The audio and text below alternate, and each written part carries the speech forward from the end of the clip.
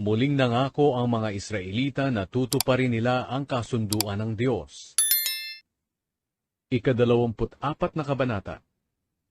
Tinipon ni Josue ang lahat ng lahi ng Israel sa Shechem. Tinawag niya ang mga tagapamahala, mga pinuno, mga hukom, at mga opisyal ng Israel, at lumapit sila sa presensya ng Diyos. Sinabi ni Josue sa lahat ng tao, "Ito ang sinasabi ng Panginoon, ang Diyos ng Israel.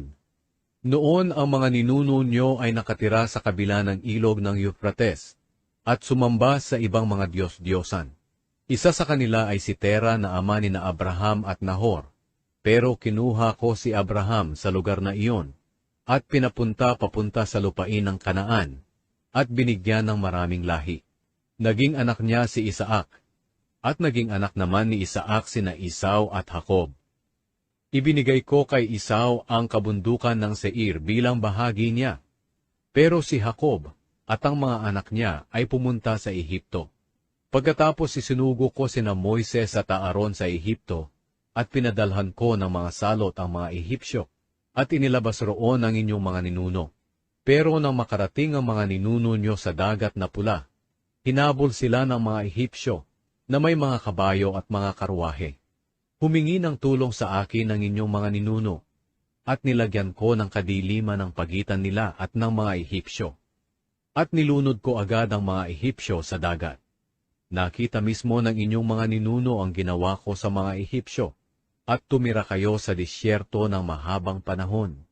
Pagkatapos dinala ko kayo sa lupain ng mga Amoreyo, sa silangan ng ilog ng Jordan. Nakipaglaban sila sa inyo, pero pinagtagumpay ko kayo sa kanila. Nilipol ko sila, at nasakop nyo ang lupain nila. Pagkatapos nakipaglaban sa Israel ang hari ng Moab na si Balak, na anak ni Zippor. Inutusan niya si Balaam na anak ni Beor, na sumpain kayo. Pero hindi ko pinahintulutan si Balaam na gawin ito sa inyo. Sa halip binasbasan kayo ni Balaam, at iniligtas ko kayo sa kamay ni Balak. Pagkatapos tumawid kayo sa ilog ng Jordan, at nakarating sa Jericho. Nakipaglaban sa inyo ang mga taga-Jericho, ganoon din ang mga Amoreyo, Perezeo, Cananeo, Heteo, Gergazeo, Hiveo at Jebuseo. Pinagtagumpay ko kayo laban sa kanila. Pinadalhan ko ng mga putakti ang 2 haring Amoreyo para itaboy sila bago pa kayo dumating. Nanalo kayo hindi dahil sa inyong mga espada at pana. Binigyan ko kayo ng lupaing hindi nyo pinaghirapan. Pinatira ko kayo sa mga lungsod na hindi kayo ang nagtatag. Kumakain kayo ngayon ng mga ubas at mga olibo na hindi kayo ang nagtanim. Kaya ngayon, igalang nyo ang Panginoon at paglingkuran na may katapatan. Itakwil na ninyo ang mga Diyos-Diyos ang sinasamba noon ng mga ninuno nyo sa kabila ng ilog ng Euphrates at sa Ehipto, at maglingkod kayo sa Panginoon.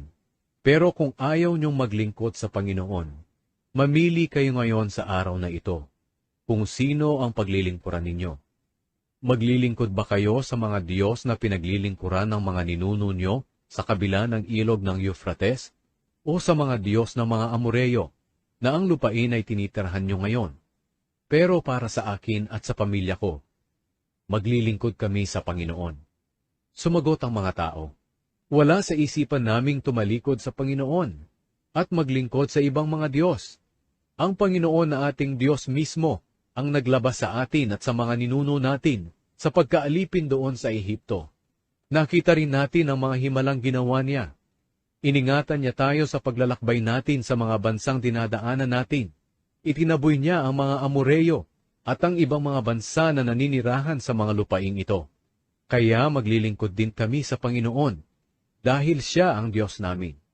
Sinabi ni Josue sa mga tao, "Hindi kayo makapaglilingkod sa Panginoon dahil siya'y banal na Diyos, at ayaw niya na may sinasamba kayong iba. Hindi niya babaliwalain ang pagrerebelde at mga kasalanan ninyo. Kapag itinakwil nyo ang Panginoon at naglingkod kayo sa ibang Diyos, magagalit siya sa inyo, at paparusahan niya kayo. Lilipulin niya kayo kahit na noon ay naging mabuti siya sa inyo." Pero sumagot ang mga tao kay Josue, "Maglilingkod kami sa Panginoon." Sinabi ni Josue, "Kayo mismo ang mga saksi sa mga sarili nyo.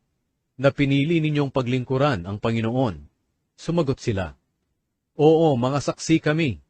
Pagkatapos sinabi ni Josue, Kung ganoon, itakwil nyo na ang mga Diyos-Diyosan nyo, at paglingkuran ninyo ng buong puso ang Panginoon, ang Diyos ng Israel.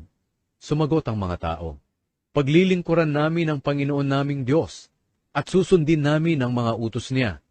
Nang araw na iyon, gumawa si Josue ng kasunduan sa mga tao roon sa Shechem, at ibinigay niya sa kanila ang mga kautusan at mga tuntunin. Sinulat ito ni Josue sa aklat ng kautusan ng Diyos. Pagkatapos kumuha siya ng malaking bato at itinayo sa puno ng terebinto, malapit sa banal na lugar ng Panginoon. At sinabi ni Josue sa lahat ng tao, Ang batong ito ang saksi natin na nakipag-usap ang Panginoon sa atin. Magpapatunay ito laban sa inyo kung tatalikuran ninyo ang Diyos. Pagkatapos, pinauwi ni Josue ang mga tao sa kanya-kanyang lugar. Namatay si Josue at si Eleazar.